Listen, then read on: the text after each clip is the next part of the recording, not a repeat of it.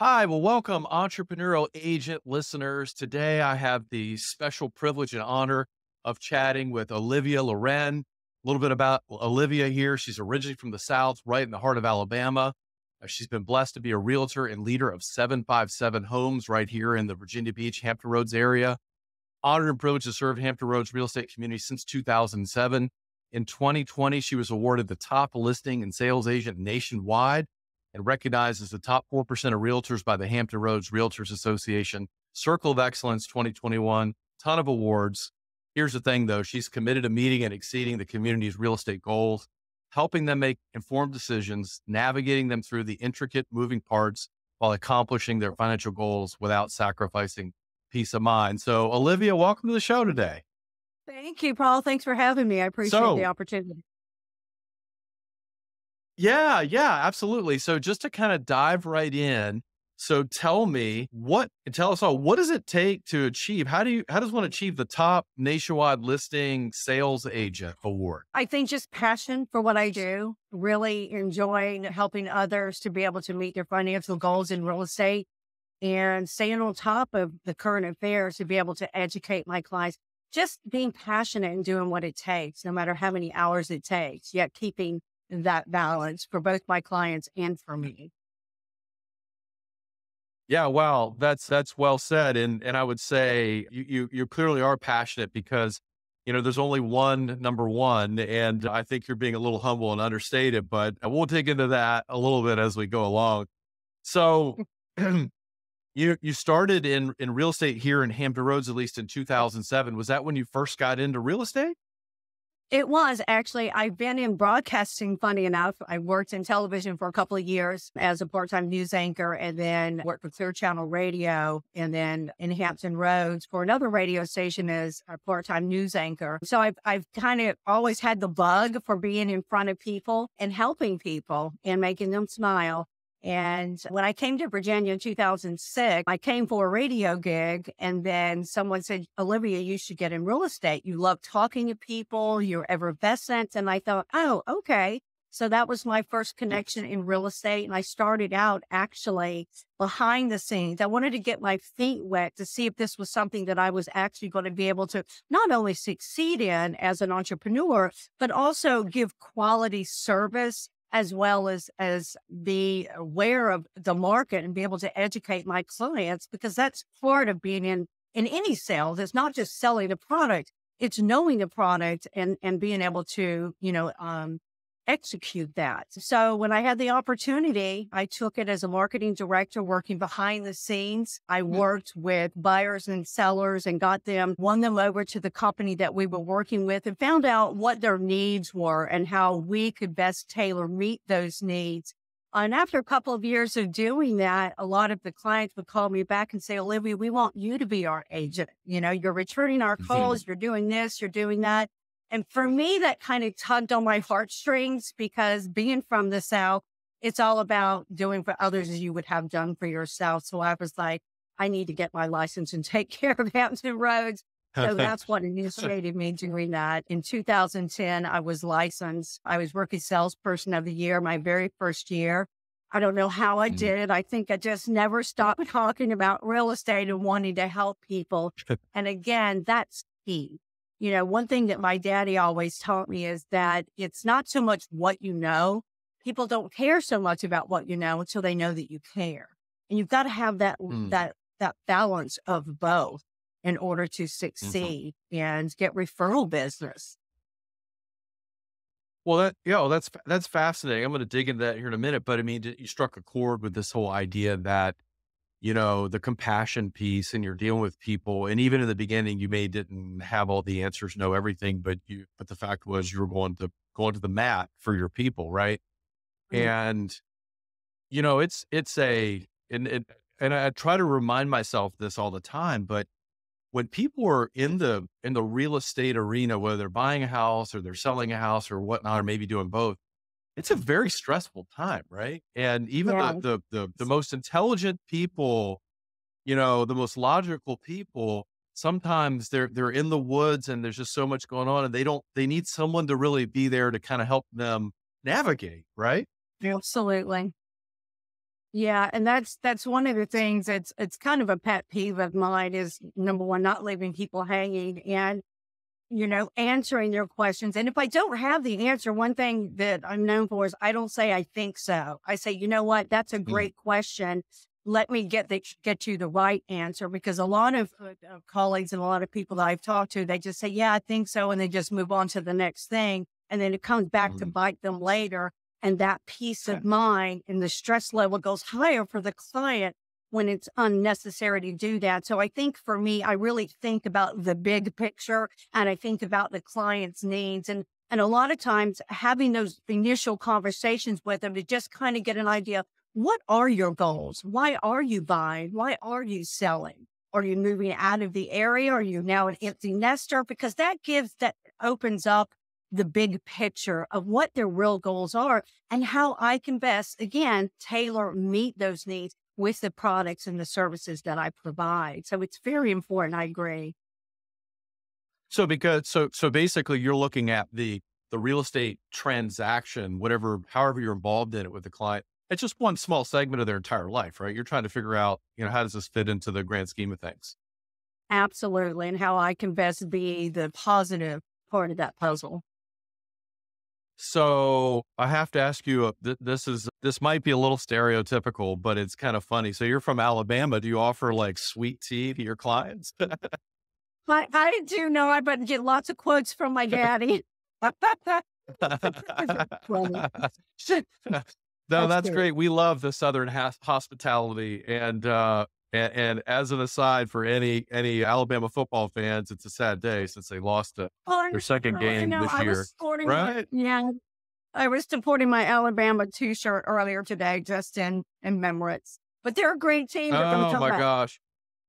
Yeah, yeah, and of course they're so much better than my team, Virginia Tech. I got nothing to say, but anyway, yeah, it was a sad day.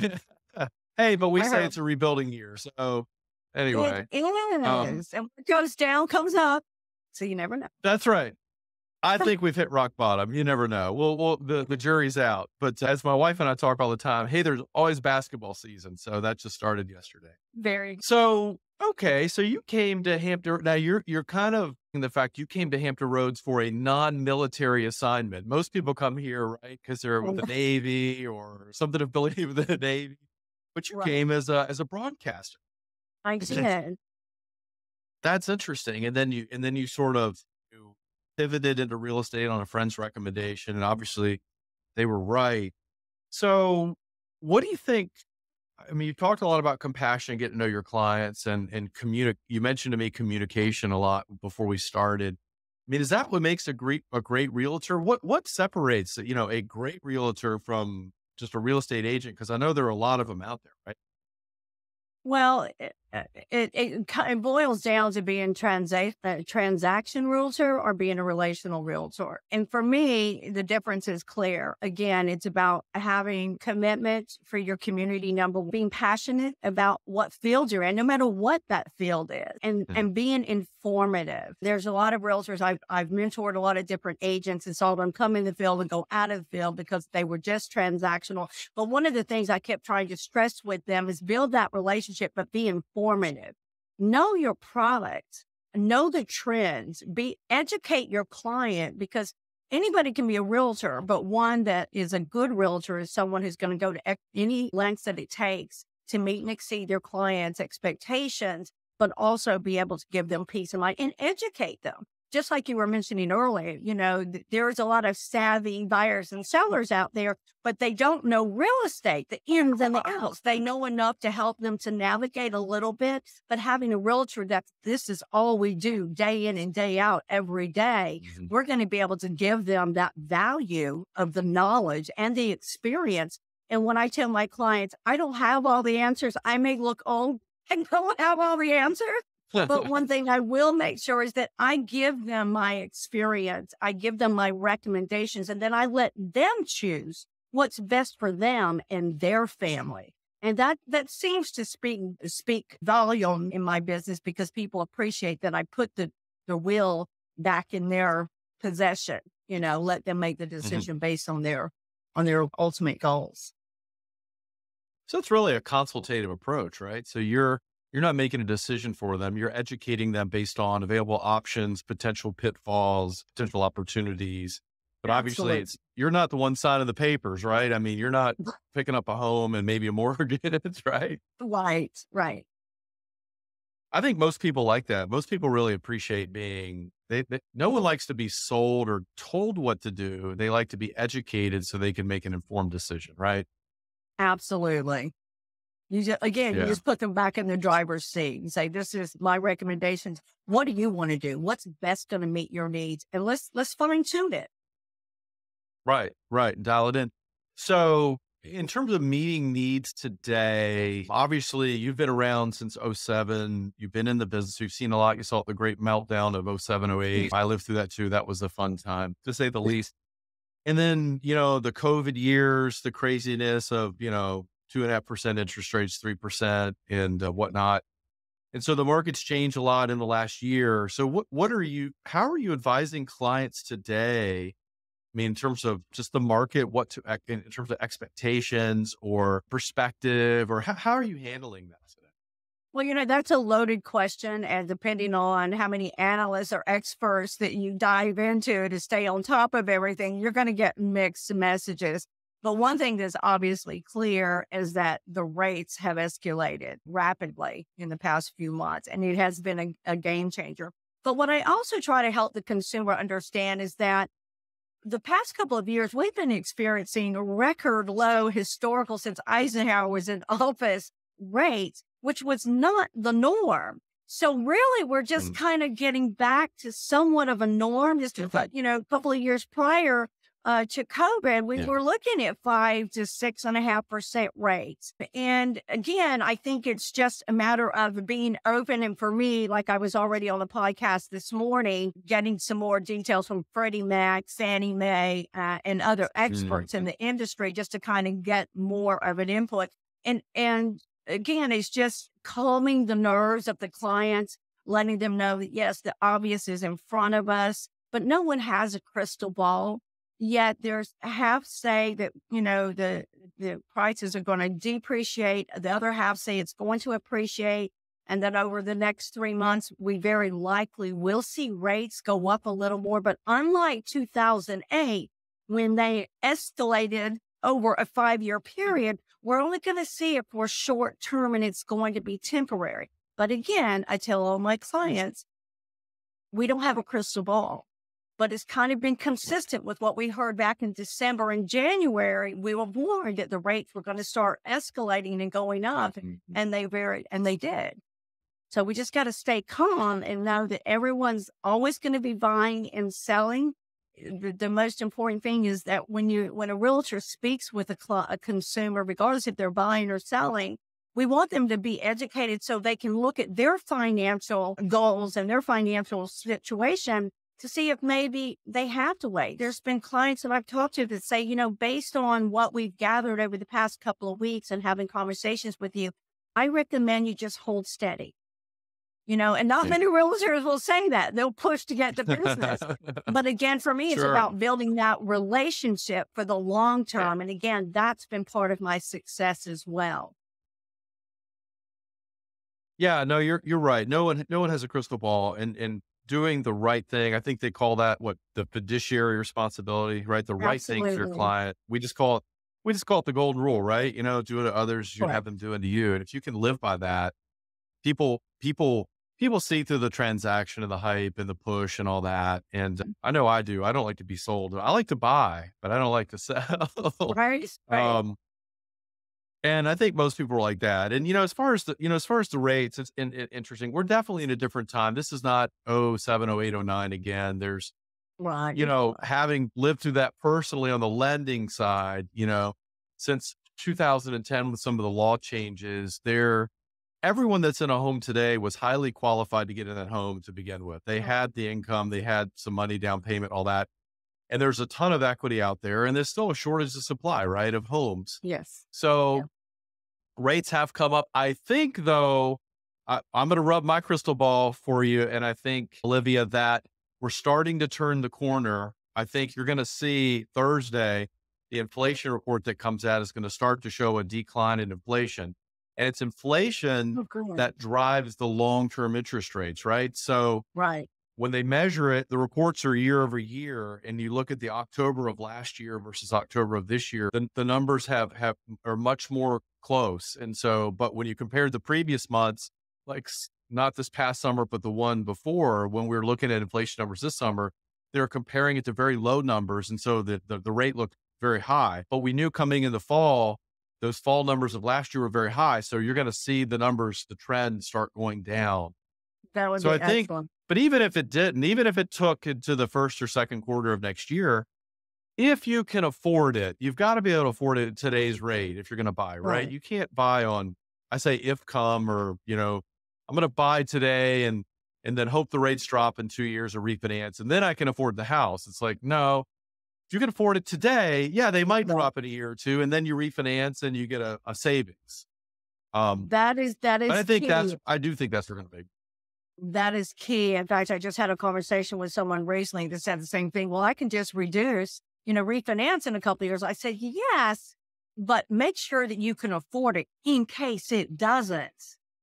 So make sure that Right. your finances are in place now that if the rates don't come down and you have to go 3 to 4 years, not saying that that's going to happen, but just be smart, be Right. proactive and look outside the big picture. So I'm glad you brought that up. That's very correct.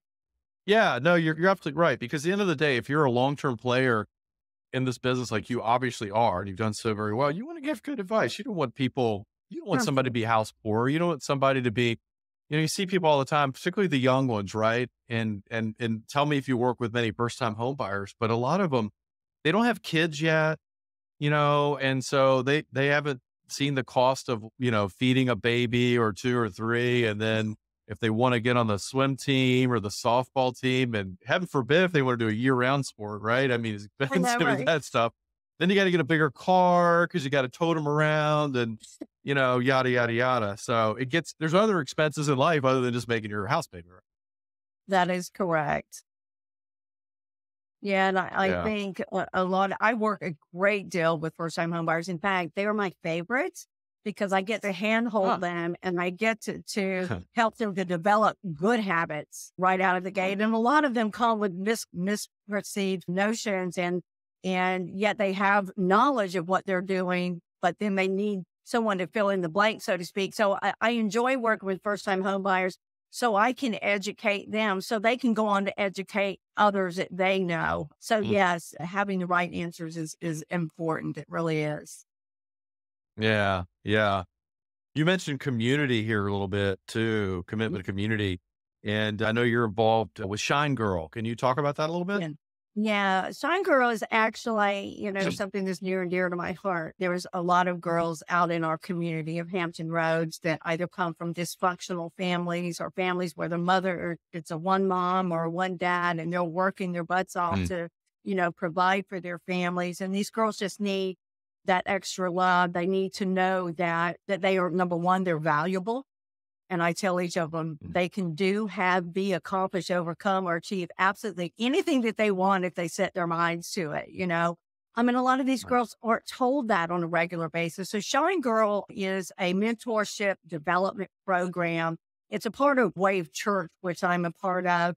And they go into schools. We have a curriculum that we go into schools for 9 weeks. And each week we talk about something different with this set of girls that the school chooses. And again, it's about how valuable they are one week. It could be, bullying the next week. It could be, good eating habits or grooming habits. So each week it's something to just help to edify them and grow them. And I actually partnered with them. I've been volunteering with them for quite some time. And about, I guess it's been like maybe a year now. I partnered with Shine Girl, and every buyer or seller that closes a home with me, I donate 1% of my personal commissions back into Shine Girl. Again, it's just about that passion. That's as I'm passionate about dedicating, everything to my clients to give them exceptional service beyond anything they could have ever thought they would get. It's the same thing with Shine Girl. If you're going to commit to something, really commit to it. And for me, giving back to them with my time and the finances, because I've been very, very blessed to do something I love. and be profitable in it. You can't keep it if you're not willing to share it. So I'm glad that you brought that up because I'm very proud and passionate about Shine Girl. Well, you should be because I mean, you're building the next generation. And Right. as a father of a daughter who's now 19, I feel like, we've had the opportunity to speak into her life and she's doing some pretty Mhm. incredible things now. But there are a lot that haven't had that opportunity. And it's a shame Right. because they have the same capability as any one of us, but maybe never given the chance. Or, I mean, I can't even imagine coming from a situation like that personally. I didn't growing up, but what a great thing to do. And I'm sure you've got some stories, some experiences and Mhm. whatnot. Tell me this. I'm not going to get too personal on that, but that's awesome. What about a real estate story? Do you have what's maybe like the most interesting transaction you've done, or maybe a funny thing that happened, This in is all your probably not experience? what you're looking for, but this is the first thing that came to mind for me.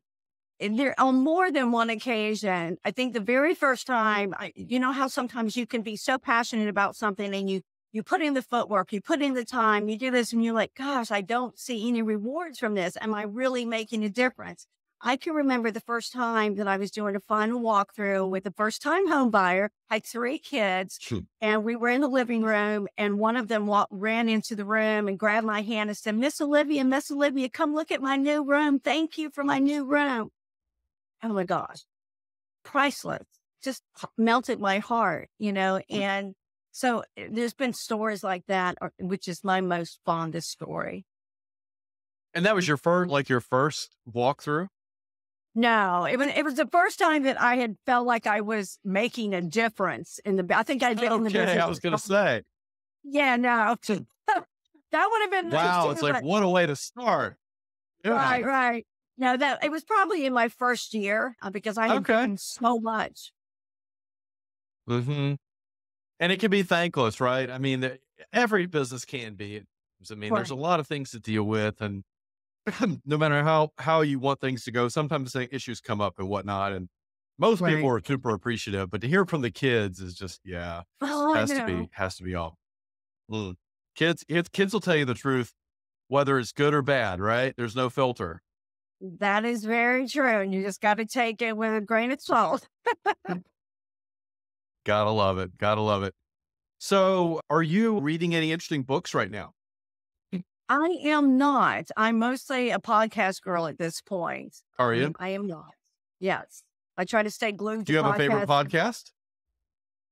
Uh, actually, keeping current matters. I stay on there quite a bit just to Yeah. keep current. So when I'm not doing that, it's Shine Girl or my church or real estate. Those are kind of my life.